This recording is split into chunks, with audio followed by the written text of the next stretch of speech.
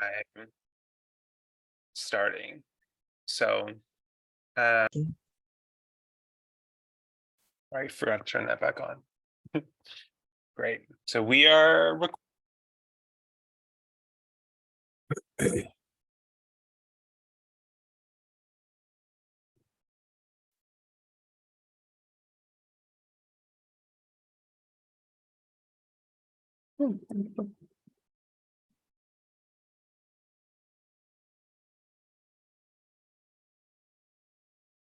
I don't know if it's just me, but Ryan, I don't hear you since you turned on the recording.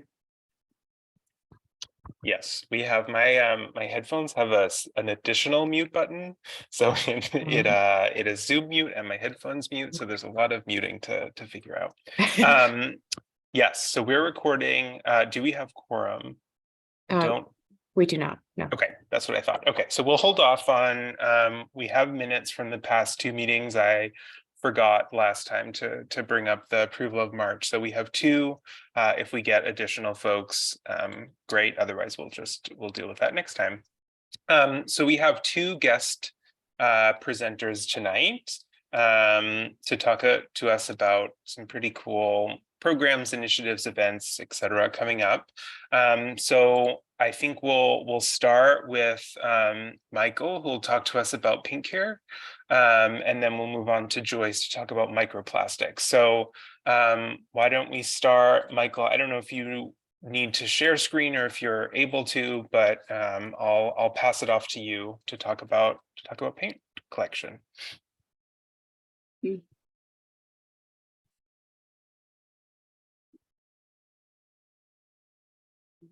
All right, thank you, Ryan.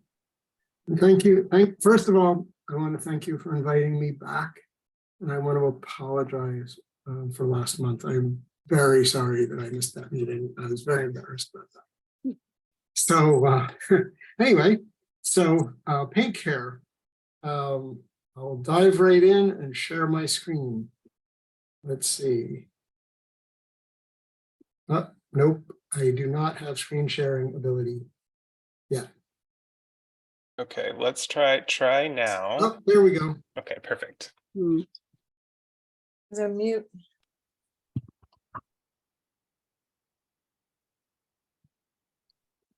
Okay.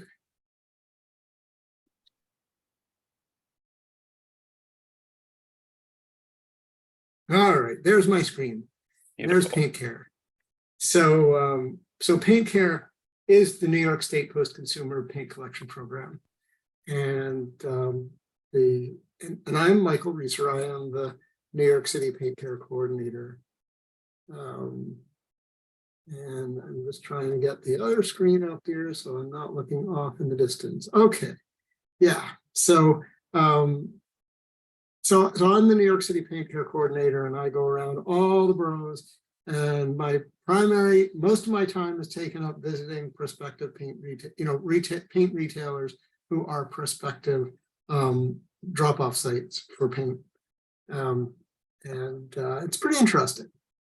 Get to see a lot of neighborhoods in New York City and meet a lot of hardware store retailers. So what is Pink Care? So we're a 501c3 created by the we're a nonprofit organization created by the American Coatings Association, and the American Coatings Association is the industry association for coatings manufacturers.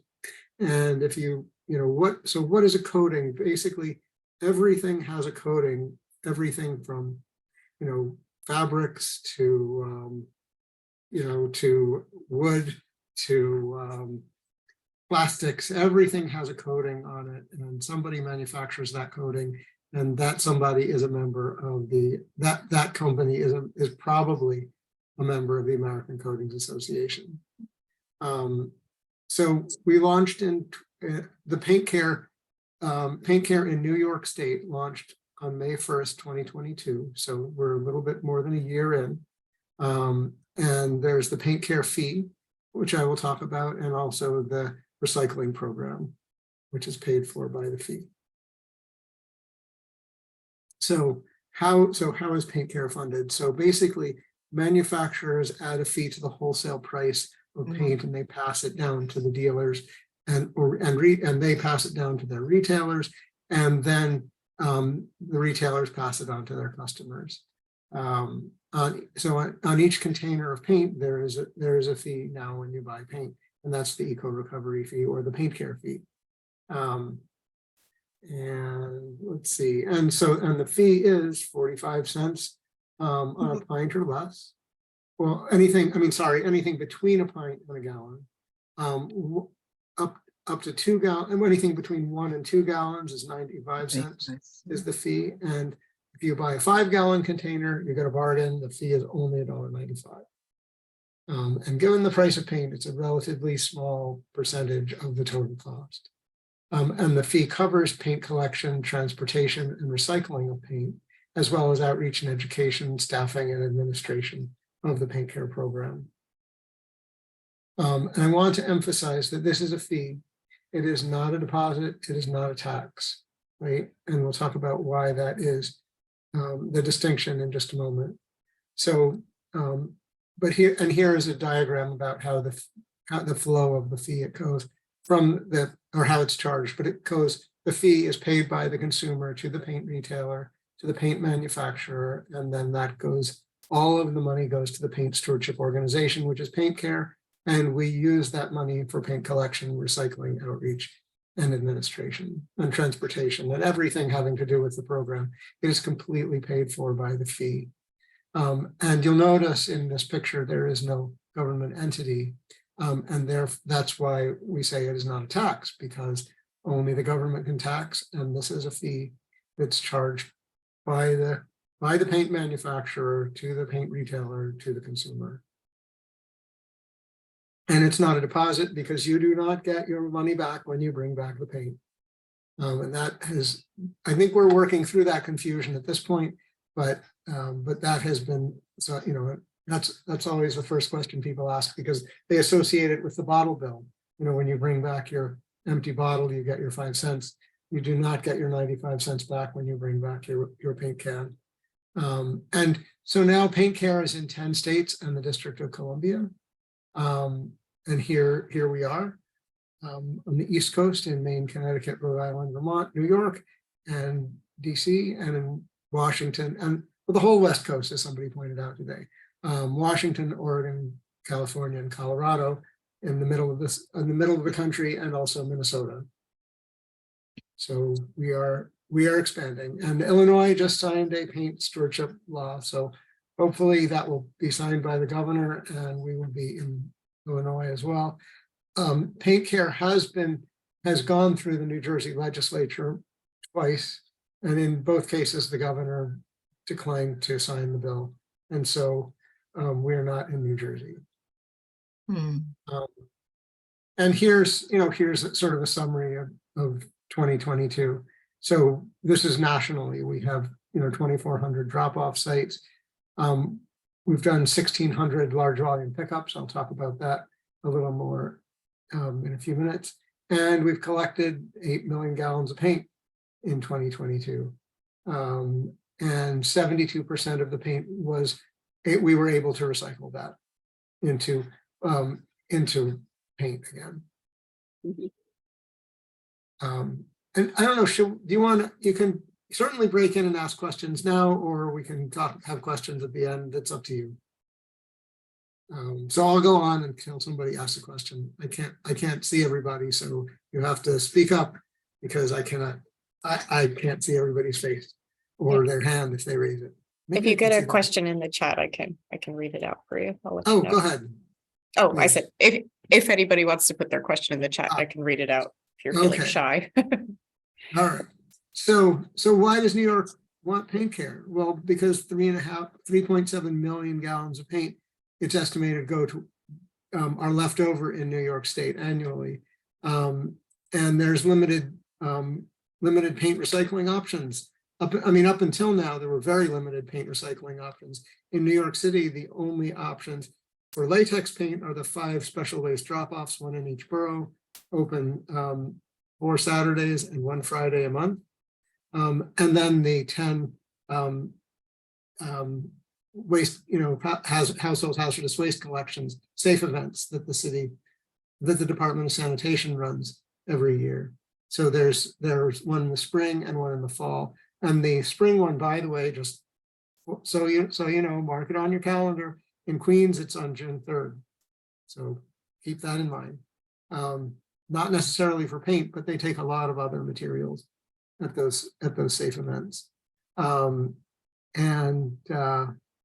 Let's see, and the cost up until now, the cost of managing paint at those events has been borne by the taxpayers. So either the Department of Sanitation, which is funded by you and me, or by New York State, which is also funded by you and me, has been paying to manage the paint that's been collected throughout the state at household hazardous waste drop-off sites, transfer stations, and anywhere that it's separated and doesn't go into the, go into less desirable means of disposal. But anyway, so we've been paying for that up until now, but now that with the extended producer responsibility law, the EPR, it's paid for out of this fee that people pay when they buy the paint. You do have a question in the chat about asking what you mean by how leftover paint can be made into reusable paint again. We'll talk about that in just a moment. Yes, thank you for asking that question. Very good question. And I will get to that.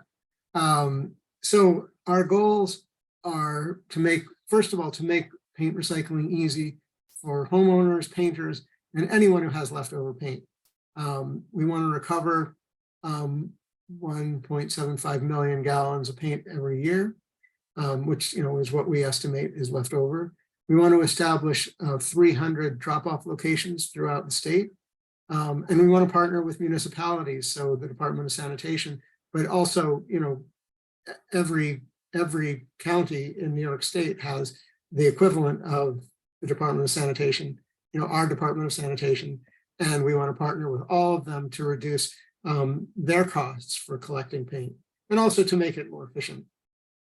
And our paint collection system, first of all, retail stores volunteer to be paint drop-off locations, and municipal household waste facilities. So that's the 5 drop-off sites in New York City, transfer stations. And then we also are doing paint collection events.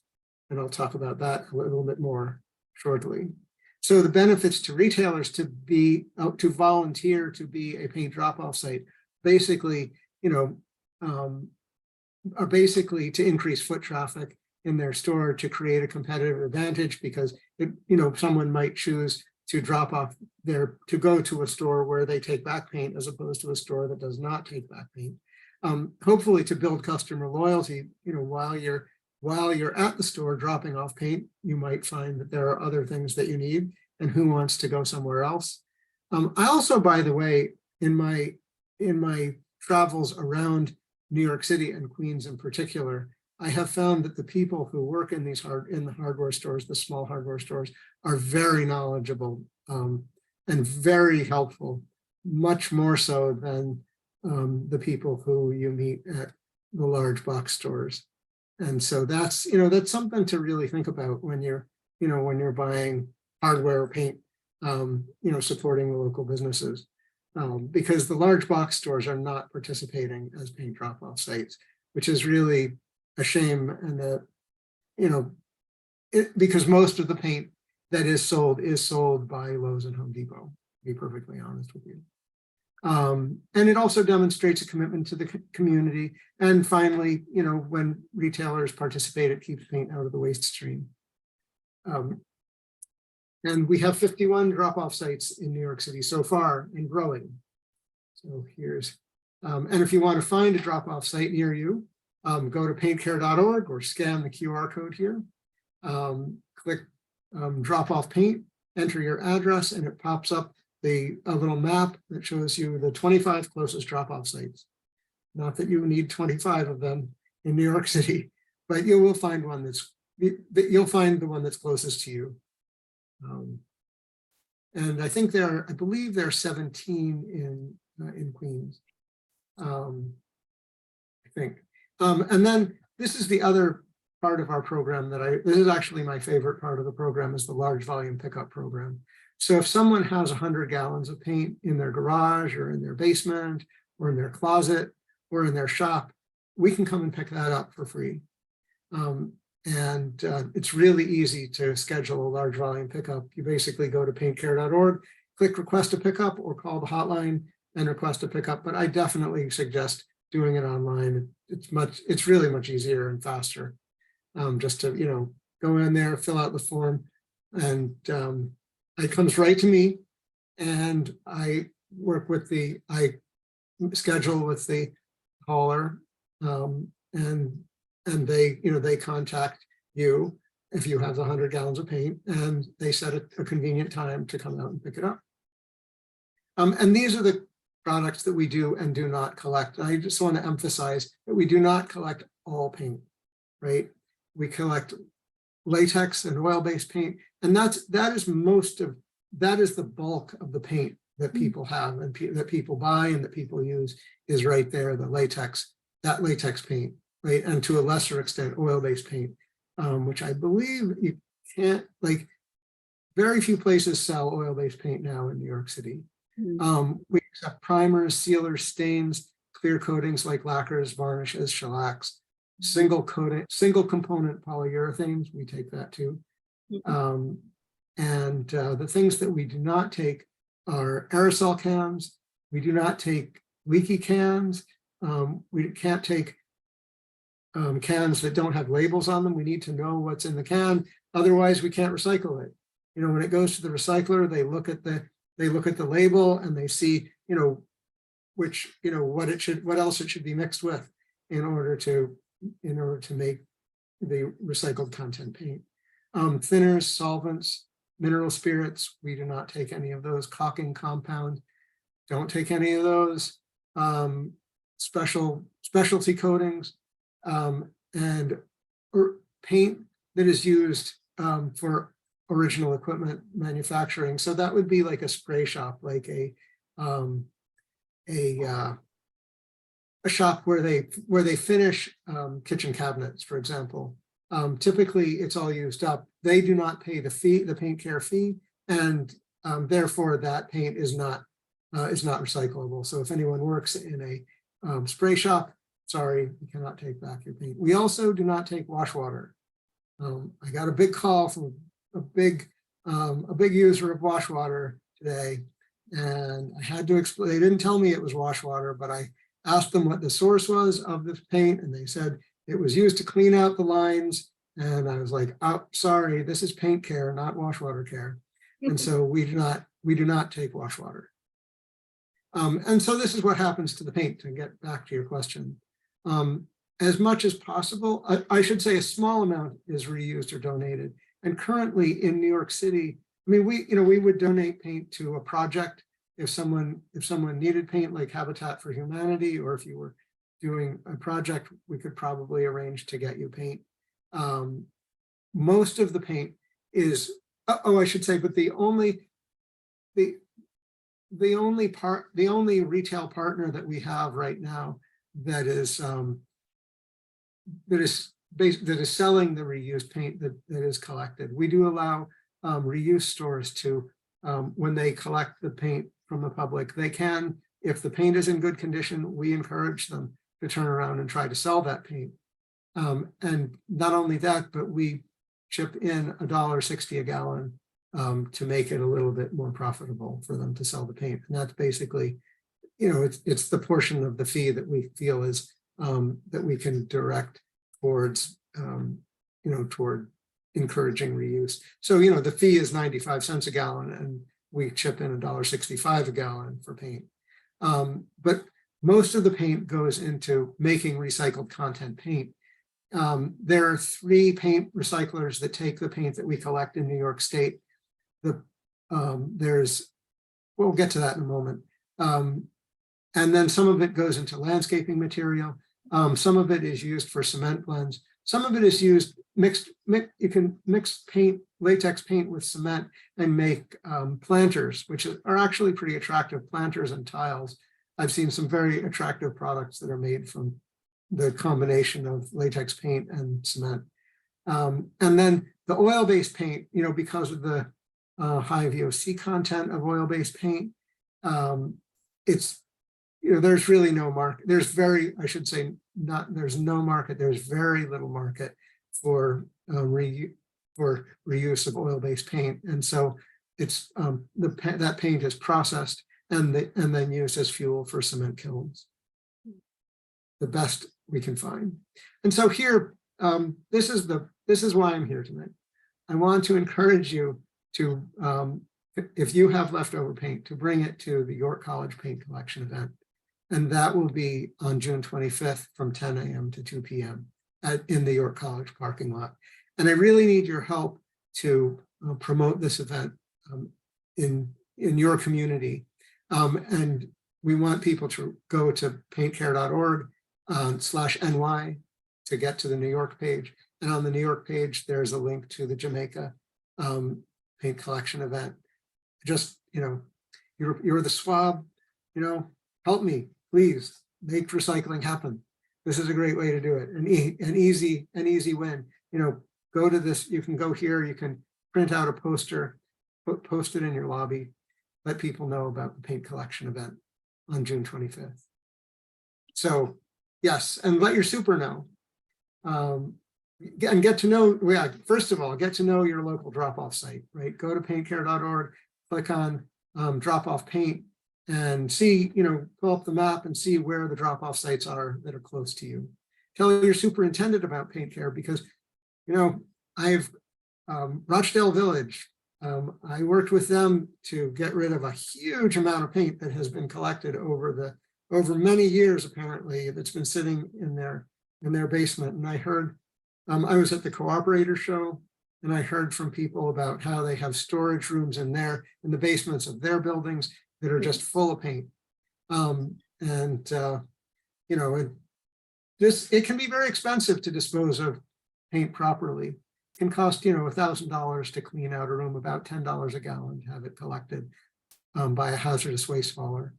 And then you could do it the wrong way. You could pour it down the drain. You could, that's I think the worst thing that you could do with paint. I suppose you could just pour it out in the backyard. That would be worse. But people have been doing that. They've also previously people have been putting hardener in the paint, which is, it's difficult. You mix in the hardener, then you have to wait for the paint to dry. Then you could put it into put it out with the black bag. But no need to do that anymore. Now that paint can be recycled. Yeah, and finally, ask your retailer. When you go into your local hardware store or paint retailer, ask your local retailer if they recycle paint, right? Because a lot of them, I've visited almost every paint retailer, every hardware store in the city, and I go in and I say, we recycle paint, and we would like you to partner with us to be a drop-off site. And they say, people don't really ask me about recycling paint. So I need your help. Go ask them. You're the SWAB. You're in the SWAB. You've drunk the Kool-Aid. You know about this stuff. Ask your retailer if they recycle paint. And finally, here is your opportunity to ask questions. These are the 3 brands of paint that are made from the paint that we collect in the New York State program. And it doesn't, you can't say I want, you can't show them the paint chip and say I want this particular color. So they each make about 18. They separate the paint by color and make about 18 different colors. So you have 18 colors to choose from. Okay. Yeah. And so it's me. So ask away. Quick question on the paint. You find it in like a Home Depot or Lowe's, or just the smaller stores? Where do you get where do you find that paint? Good question. Yeah. I have been around. So this is, these are new brands of paint to New York State, right? Mm-hmm. Because we haven't been collecting paint in the past, and so they haven't been manufacturing paint in New York State.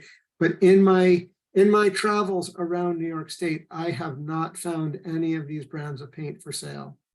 So I do know that they, they're sold. I do know that they are available for sale. They There are a couple of available. stores in Western New York. There's one up Okay. near Albany. But ask your local retailer. Say, I Yeah. want recycled content paint, because Yeah. it's cheaper. It's a lot less expensive than Benjamin Moore or Sherwin-Williams or And or other. it's a good quality. Good Yeah, quality. I mean, if you think about it, right, it's as good quality as the paint that went into it. So if people are recycling Sherwin-Williams paint or Benjamin Moore paint or California paint or another brand of paint, it's as good as that. And then they mix it together to make light colors and they bring it up to spec. Okay. I am not an expert on paint. I'm Okay. an expert on recycling. Okay. One last question. Just curious as to why you picked a Sunday to have this event. It is in the Jamaica area. Yes. So it's predominantly in a minority community. And if we're trying to get folks that's in the immediate area, I'll tell you, you might want to pick a Saturday or a day in the week, only because Sundays Black folks go to church. Just Yeah. saying. No, I hear you. Yeah. So I was just curious as to why you picked that time frame, 10 a.m. to 2 p.m. on a Yeah. Sunday. Yeah. Well, first of all, it is a challenge finding a location to do a large drop-off event in New York City. So that was the first thing. Second thing is York College is not very busy on Sunday. Okay. And so that is why we chose Sunday. Why you picked it. Okay, I understand. Yeah. And we chose 10 to 2, figuring that people might go to church from 10 to 12 and have a couple hours to, come by and drop off their paint. And, if you think about it, right? I mean, it's all about. And their Sunday clothes. Oh, you gotta go home and change quick. Or actually, you do not have to get out of your car. Okay. Oh, drive in. okay. All right. We will, so you can pack the car on Saturday, go to church. On the way home from church, stop by, please don't get out of your car. We actually discourage people from getting out of their car. Just open the trunk and we'll take all the paint out. And our goal is to make it easy, move you through as quickly as we can. Okay. Thank you. Thank you. Yeah. It's funny because when I have done events on Saturday, then the Jewish community says, you never have anything on Sunday. You don't do anything on the Sabbath. So Yeah. tell your Jewish friends to come on. This is their big chance. Yeah. Okay. There's one question in the chat about whether any of the recycled paint is low VOC or no VOC. I don't know if you know. So again, it's you would have to check with the manufacturers on the specs with the VOC content. I don't know. It's as low VOC as the paint that went into it, basically. And so I just don't, I'm sorry, I don't know the answer. I know what happens. I know about the paint until it gets to the recycler. I can answer all those questions, but once it's at the recycler, in terms of the paint itself, I can't tell you. I just don't know.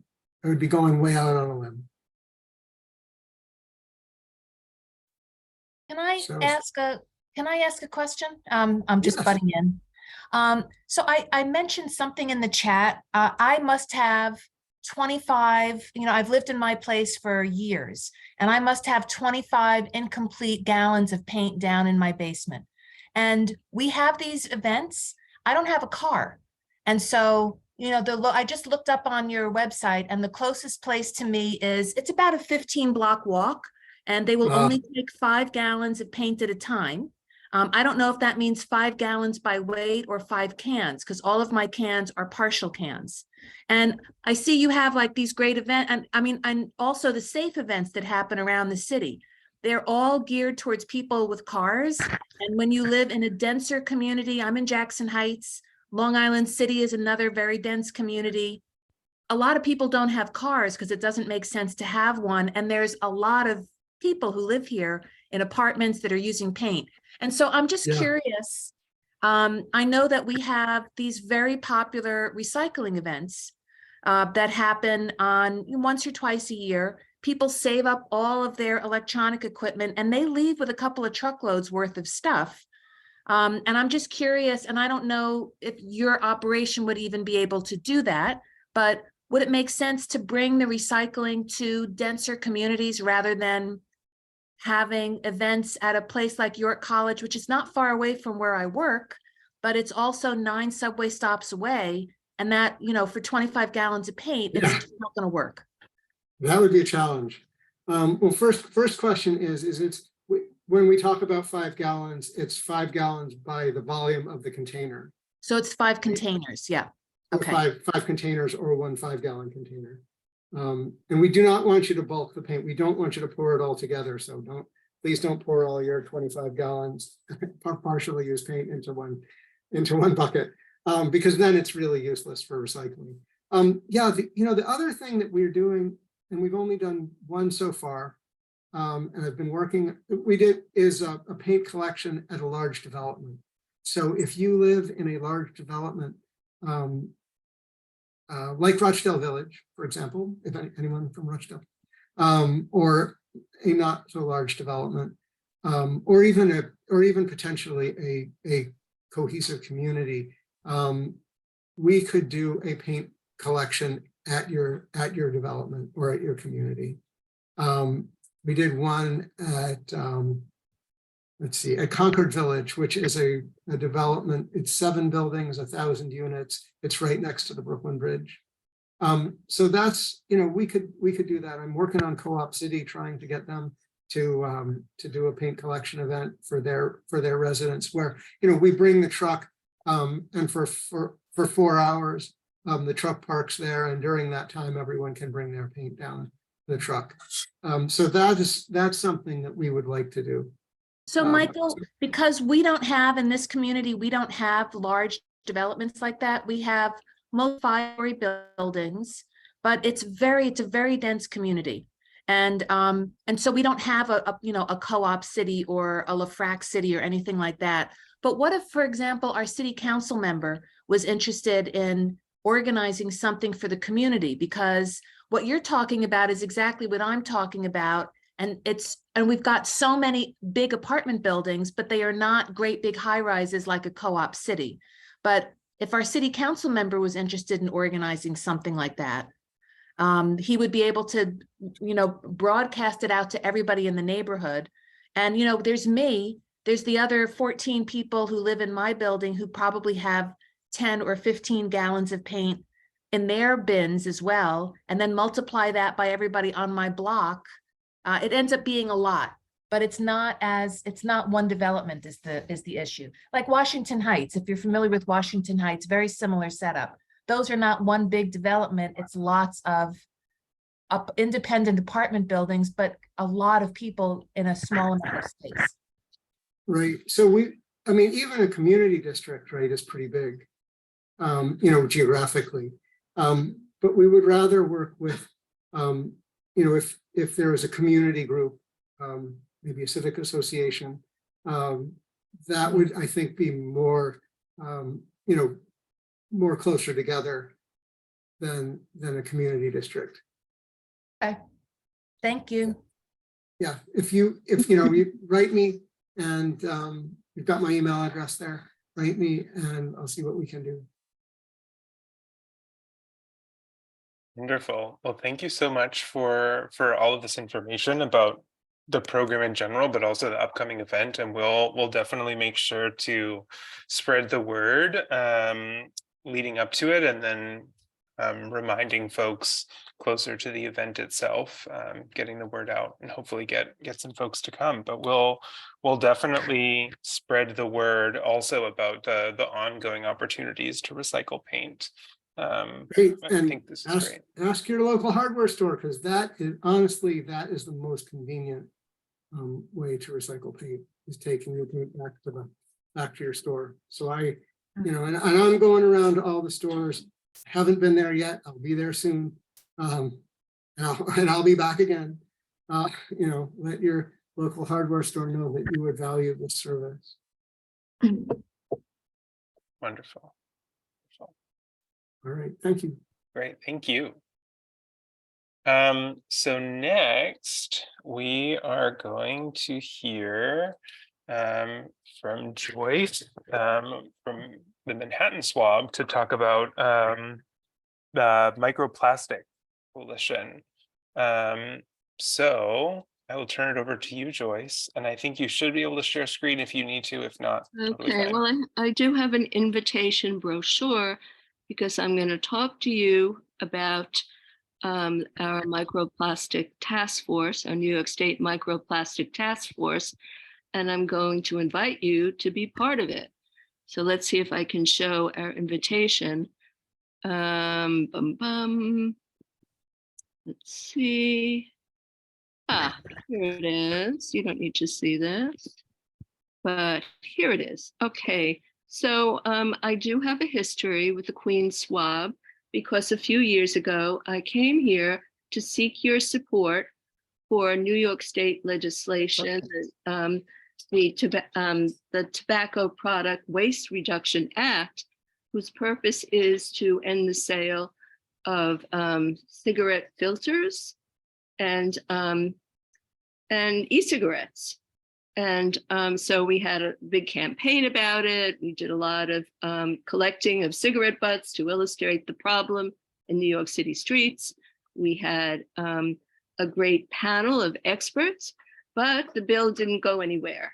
And so state legislators advise us that it would be helpful if we had a coalition that not only included the SWABs, because we did get support from all the SWABs, but organizations throughout the state, because as we knock on the door of individual legislators to ask for a particular bill to be passed, it really helps to have a lot of organizations behind our back. So yeah, it makes sense. And so that's one of the reasons why we're here. And so now we're not only looking at cigarette butts, we're looking at microplastics in lots of ways. We're looking at testing waters, tap water, environmental water for the presence of microplastics. We're looking at testing, we're looking at requiring washing machines to have filters that capture the microfibers that otherwise would escape into the wastewater treatment plants and end up in our sludge and could be used as compost. So we don't want that. We are looking at a skip the stuff bill statewide, because we know that there's a nice one for our city that should come into play starting in August, but there isn't one for the state. And of course, we're continuing to push the cigarette butts. So this organization, the New York State Microplastic Coalition, is co-led by me, and I'm a social worker who has been in the waste volunteer for about 3 years, and I'm currently chair of the Manhattan SWAB's Residential Recycling and Reuse Committee. And my co-chair is Alina Kromeyer, who also has a history on waste issues and is a professional public health educator. And certainly, you know, when we talk about microplastic, there's a lot of health issues. So, so we're looking at our invitation brochure, which includes the problem of plastics. So I think it might be a little, at least I have some difficulty reading it. Let me see if I can get rid of this. And so, because microplastic certainly is an environmental problem. We know, we hear about how microplastics, plastics are competing with fish for, who has a larger number in our oceans and our rivers. And it could be soon that we're going to have more plastic than fish. And the fish are eating the plastic and we're eating the fish. So of course that's a problem. So it's an environmental problem, but what about the health? I want to talk about the chemical additives in plastics. Virtually all plastic-based products contain a wide range of chemical additives that comprise, and I'm reading from the invitation, 5 to 50% by weight of the product. These chemical additives give each plastic its distinct features. Since the additives do not form strong chemical bonds with the plastic polymer, they can leach into and contaminate air, water, soil, animals, and humans. Additives like phthalates, lead, and cadmium, among thousands of others, are known to be endocrine disruptors, carcinogenic, and neurotoxic, with infants and children being most vulnerable. And we go on to talk about how the additives are associated with intellectual, emotional, behavioral, sexual functioning decreases. They are harmful to our health while they are produced, transported, used, and disposed of. Over 90% of plastics are produced from fossil fuels, which are the largest contributor to global climate change. And the problem of producing, transporting, using, and disposing particularly affects environmental justice communities. So we want to work together so our overall purpose is to communicate the problem across the state, messaging that could be expensive, and we're looking at different ways of raising funds. And of course, we want to pass the legislation. And it's a lot easier to pass legislation once people know about the problems. So, so here's our invitation. And I want to say one more thing. So there is a bill before our city council that would require DEP to test tap water for microplastics. So this was introduced by Sandy Nurse, and through a phone bank, we've succeeded in increasing the number of supporters of the bill by about 10. So we now have 29, and we're aiming for a supermajority, which I believe is about 34 people. So we continue to have phone banks. And as I call council members from Queens, they are particularly not interested in hearing from Manhattan people. They want their constituents. So if I may, I'd like to list the Queens CMs that have not yet signed on, because I'm hoping maybe we will get some volunteers from your board to participate in the phone bank. And this is organized by Anna Sachs, who heads the legislative committee of the SWAB. So I'm talking about Palladino from District 19, not signed on, Ung, District 20, Moya, District 21, Linda Lee, 23, and Adrian Adams, District 28, I'm sure you know, Brooks Powers, 31, and Joanne Ariola from District 32. Please, if you're ready to join us in the phone bank, can you leave your contact information in the chat? Hopefully I can find, I can't see the chat right now. I think I have to stop share. So should I get out of the share? And yeah, I think that could work. I'll pass around this this form after the meeting, so folks can look at it. I would say, I was talking with Joyce before this, so I think, if individuals are interested in, particularly if those are your city council members and you're interested in your individual capacity in doing that, that's kind of an immediate next step, is if you're interested, and perhaps Mary, you can work to help coordinate that. If people are interested in doing that, you can. For the SWAB, oh, hoping I'm not moving. Yeah, for the SWAB, I think what we can do is talk about, and I don't think we have a quorum now to vote anyway, but one of the things I was going to propose is an electronic vote, so people can great. So we have someone in the context now, or in the chat now, who's Oh, open to fantastic. contacting someone. Thank you, Janet. Yeah. Yes, if this is something we're interested in as a SWAB, I think what we can do is maybe and I'm not going to put this as a motion, but if someone wants to move, they're welcome to pass around this form outside of the meeting, and maybe give the rest of the week for people to review, ask questions, email Joyce, other folks in the coalition, and then vote by the end of the week if we want to join. If that's something that people are interested in doing, we can move to do that. Or if folks have questions now for Joyce, Yeah, please. you can And, ask. and people, and sorry, Ryan. So No, people totally. might ask, well, what does this mean for me? Do I have to do a lot of work? Well, yeah, I guess I just asked for some help with that New York City bill. But I also mentioned, messaging.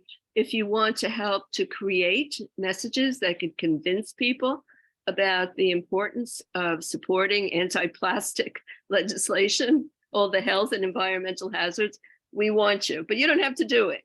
If you want to work on reaching out to individual legislators about any of the bills that we're working on, or help to craft bills, you don't have to, but if you want to, we'd love to have you.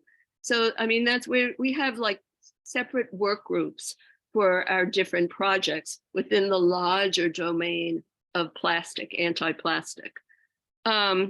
Yes, what else did I want to say? Okay. The name of the New York City bill, which I did not say, is Intro 797. Intro 797. So that's important. So you can look it up, but it'll be fun if you want to join our phone bank. We do it like every other Wednesday afternoon, or because actually, as part of the bank, we have the talking points that you can use. We even have contents for an email, but with follow-up information to send out. But again, it's going to make a big difference if it comes from you folks to your own council person. Any questions? I did a lot of talking. Anybody want to know more about plastic and how awful it is? How many people are surprised that so much of the problem has to do with these chemical additives? They're horrible. Did you know that? I mean, I didn't until I started studying the issue. And all that they can cause. Horrible. Anything in the chat? Any questions? I think Mary has shared a link to the legislation. Thank you. Yeah. Great info. It sounds like people are digesting this. Good. Okay, and you're going to share our little brochure, which talks about the different kinds of plastic waste and the problem. Yeah, we have some very good data to support whatever we've written about. Yeah, we have a question in the chat about microplastics from tires. Do you know of anything being done about tires? It's one of the worst issues, but it's very hard to deal with. When we selected working on microfibers, for example, we did because other localities have been working on that. So, and in fact, Europe has a washing machine law, and Oregon does. So, but we're not sure how to deal with tires. It's a huge problem, but we're not sure. What else?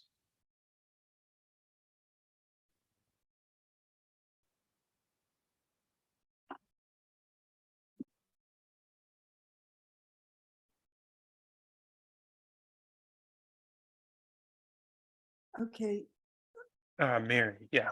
yeah.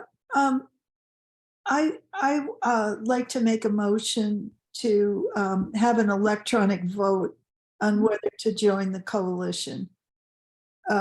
So I know we don't have a quorum now, which is a reason to do the vote electronically. But obviously, there's a lot of interest in this from the chat. And, you know, it is of great concern to everyone. So that would be my suggestion. Okay, thank you, Mary. So there's a motion and we just need I a second. Great. So motion and second, and when we don't have quorum, we just do that, and then we do the electronic vote afterwards. So I'll do that, and I'll set it for. I think we can give people time to review. So I'll send the vote form either tonight or tomorrow morning, and then have it go through the rest of the week. And then also in the chat, there's mesh bags that you can get to filter out microplastics from polyester clothing that you put in washing machines. Yeah. It's not, they're pretty good. They have been evaluated, but the filters, if it has the right kind of mesh size, can take out 90% of the fibers. And so it's an ask to get it passed, but it's extremely effective. Yes. Mary, yes, I see your hand raised. Yeah, there are also cleaning products for clothing that don't contain, you know, the microplastics. Yeah, certainly don't want to use plastics to clean. Right. So you can find that. There's one, I think, Charlie's. I mean, it's expensive, but it really lasts for a long time. You just use a tiny bit of it. I think it's $26 a gallon, but it's Interesting. Yeah, and we don't realize that 60% of clothing is made with plastic, which of course is from fossil fuels. And you know, anything that's synthetic. right. I just came up on a train from New Orleans, and there are so many petrochemical plants, like all along the rail line. And they tend to be in environmental justice communities. It's awful. I mean, just the idea of recycling microplastics, if it can happen, usually happens in EJ communities. Yeah, I'm a member of WEAC, so I always think of those things. Yeah. Wonderful. Well, thank you so much, Joyce, and we'll definitely follow up. I think so. You sent me that PDF, so Right. I have that. I'll send that as well as the form to vote, and we'll get back to you the end of the week. Thank you so much. Yeah, Okay. thank you. Okay. Thank you. Wonderful. How long are you going until? We go until 8. So Joyce, Michael, you're welcome to stay. You're also more than welcome to hop off. All right, thank you. I'm going to join Allison Allen. She's here too. Yes. Wonderful. So I'm going to turn it over now. It's hard for me to believe, but it is almost time to vote on our next executive board. And so the nominating committee has been reaching out to folks. So I don't know who wants to give the update on that, but I will pass it over to the nominating committee. Okay, thank you, Ryan. As Ryan said, we have been working on this. We do have our slate. Thank you to Ryan, and also thank you to Vanessa for providing all the necessary information to make sure we could do our work, make sure we were looking at members that's in good standing. So thank you for that.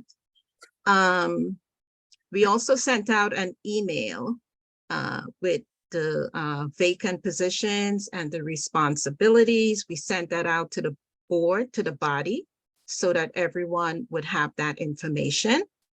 And as a result, we do have a slate for the executive board for the year 2023 through June of 2024. And our nominees are Vice Chair, Evie Hanzopoulos, Hanzopoulos, forgive me. Correspondence Secretary is Vanessa Ventola. Sergeant of Arms is Susan Latham. Our recording secretary at this point is vacant. However, we do plan to reach out to a few more folks and want to believe that by our vote in June, we're confident that we'll have a full slate, including the recording secretary.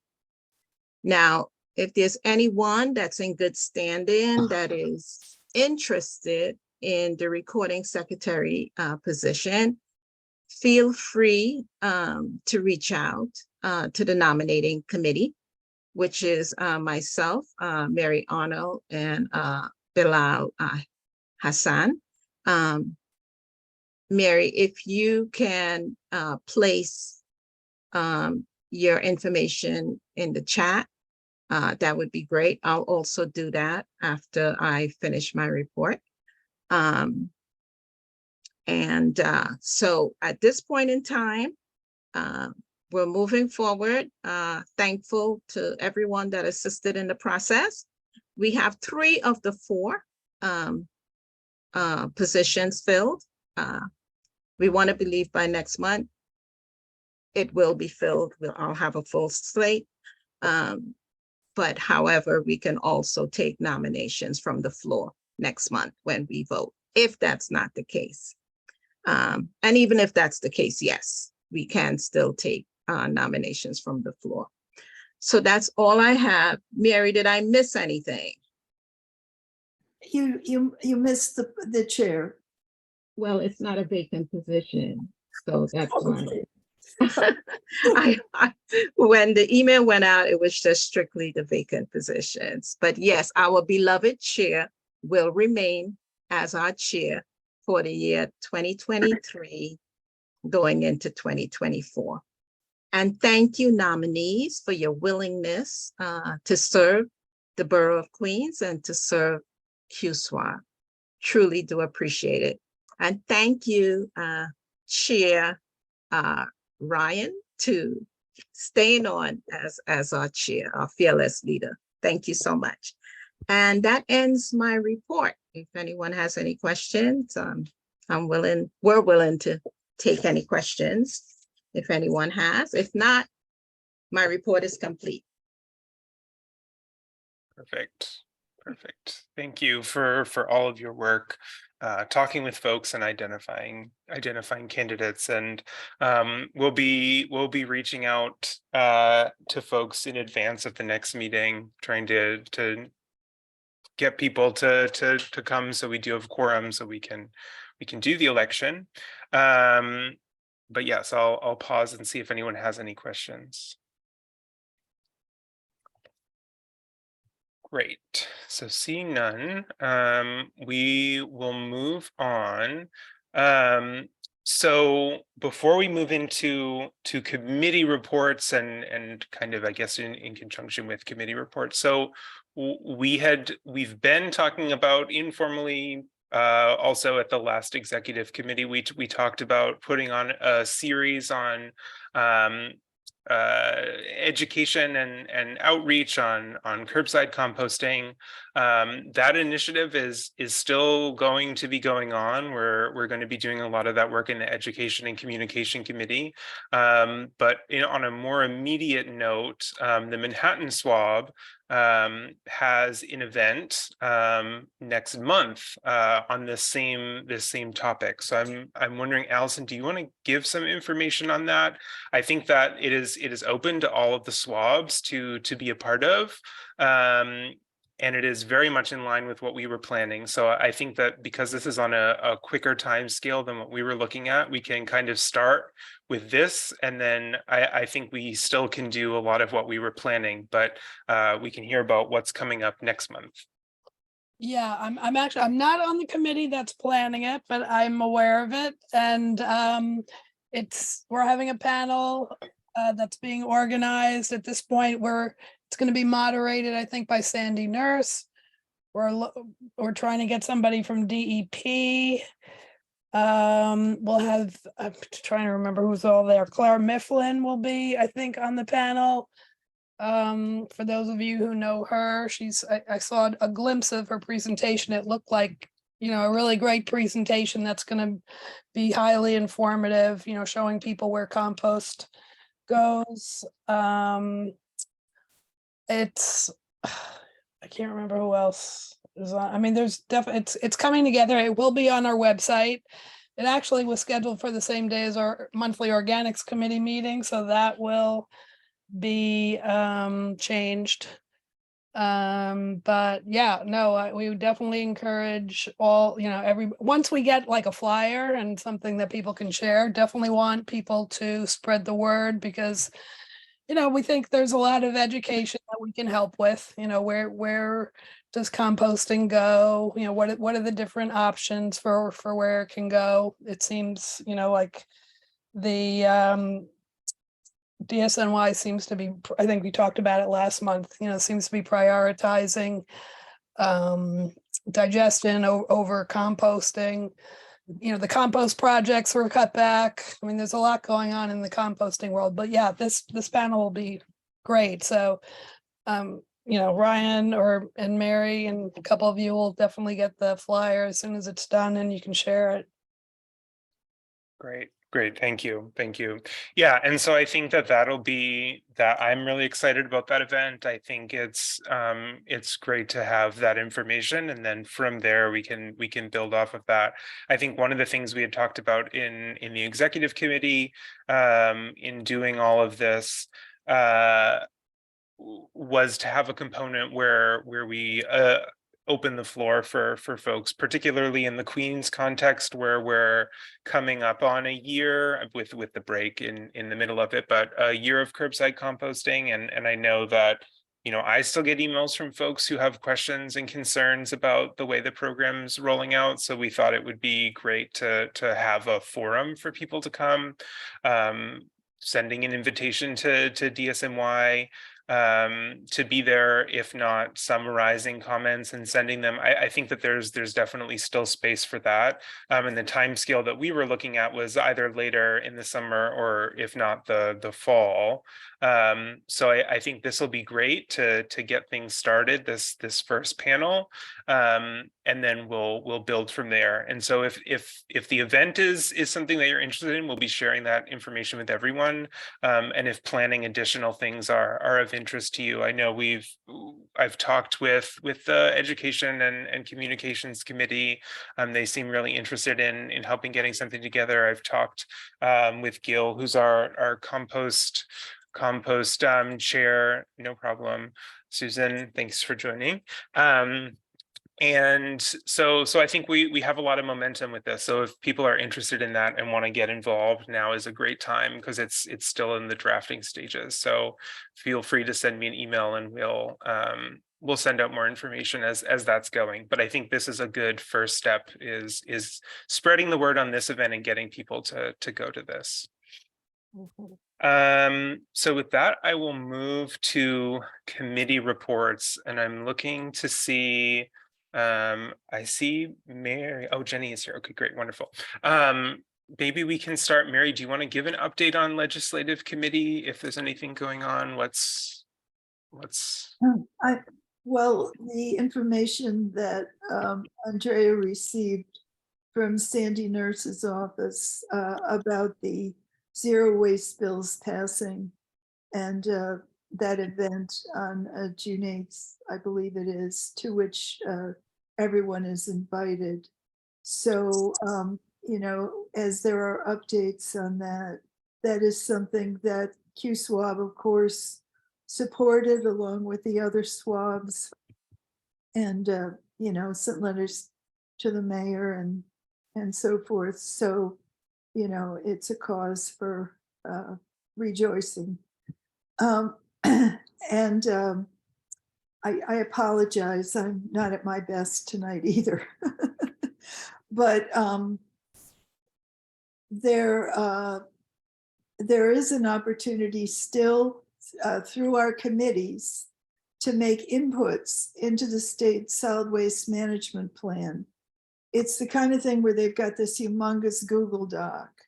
So access to the document has to be, you know, funneled through the committees, because you can't just have everyone in there making changes, as we learned when we did the state of waste in Queens. So please contact me, and my telephone number is in the chat now. If you're interested in making an input, you know, through a committee, hopefully, and I can get you the access you need for that committee to the document, which is being managed by Maggie Clark of the SWAB. It's the first update in decades of some of the you know, some of the information we're asking for, and to be changed, and we're actually making the changes in the document as we'd like to see it, which DEC endorsed. So, you know, it's a chance to get your oar in for the things that you care about, and please participate. You know, I can't think of anything else right now, Ryan. Thank you very much to everybody for the support you've given, you know, to the things that are now coming to fruition, and let's keep at it. Great. Thank you so much for that update. Jenny, do you have any updates on education and communication? Not really, but I only have access to the website, so I'm gonna make some of the basic changes like updating the calendar, because I know some of the events on there are not updated. And yeah, that's about it. Great, thank you. Yes, we've been dealing with some tech issues that I think are ironing themselves out in terms of the website passwords, and then also talking about ways of on the back end of things, just making it easier with kind of official emails. So like right now, for committee chairs, we're not actually able to do a like host, like we can't give hosting ability to a email address outside of a certain network. And so it means that either someone with access to the QSWAB email has to open the Zoom meeting and then connect someone, or someone using their personal Zoom, which is totally fine if that's what's best for the committee. But so we've been working out some details about getting kind of an official committee email for the committees that want that, having them have the ability to co-host events from the start so that they can open the meetings themselves, record, share screen, all of that. So we've been dealing with a lot of that stuff, but I think we'll start moving forward with more substantive stuff with these events in particular. I think will be great. And then I don't see Bilal. I know that the EJ committee met, I believe, yesterday or earlier this week, but I have not heard any updates there. Ryan, yeah, we did meet, and we are planning a forum around DAC communities, the evolution of DAC, to the point that we now have a finalized map, and it's going to be hopefully hybrid. So we will have a location, and hopefully from that location, we should also be able to include folks looking to stream or, you know, join virtually. We're hoping that it will be balanced in the sense that, yes, we're going to speak to the DAC and the fact that we don't think right now the map, in terms of equity, in terms of it truly representing areas in Queens that should be designated as a DAC. We're going to speak to that, but then we're also going to speak to the fact that, well, where are the DACs? What census tracts were designated? And as a DAC, and what does that mean for those residents? What does that mean? What are the benefits? And then how do they tap into those benefits? So that's kind of what we're looking at. We have, hopefully we are already in correspondence with someone out of NYSERDA for them to send a representative. And we also have Natalie Vina, who is one of the reasons I even know anything about DAC. So we'll also have her speak, and we're thinking maybe also Eastern Queens Alliance to kind of address the inequity part of it all. So that's kind of what we talked about. We also talked about possibly doing for the month of June, having a cleanup, either coordinating with over in a district CB where Carol is out of, or possibly out of where Jennifer Maldonado is. Last year it was in Southeast Queens, so we want to, you know, try to capture other community board areas. So we're looking at that, and then maybe a follow-up cleanup in the fall in another community board where the need exists. So we talked about that also. Carol, am I missing anything?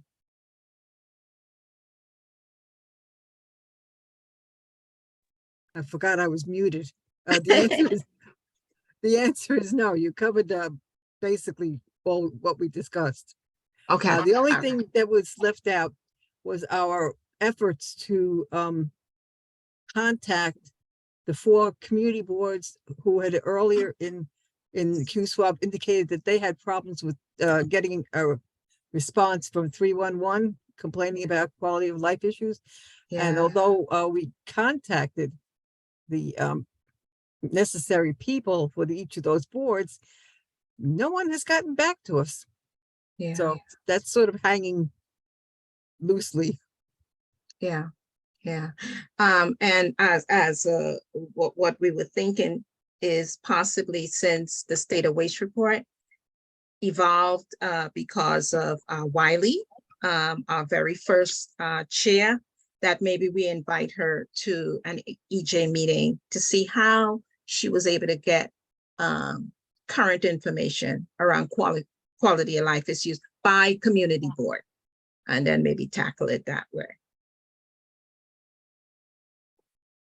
Great, thank you. That all sounds very great. You know, I know that we're interested as the SWAB, but I also know that even in reporting from outside of Queens, the mapping of Queens is pretty bad, even compared to the rest of the state, in terms of whether it's actually representative of disadvantaged communities. So I think that work's really important. I'm not seeing anything else in terms of updates. Does anyone have new business that they want to bring up now?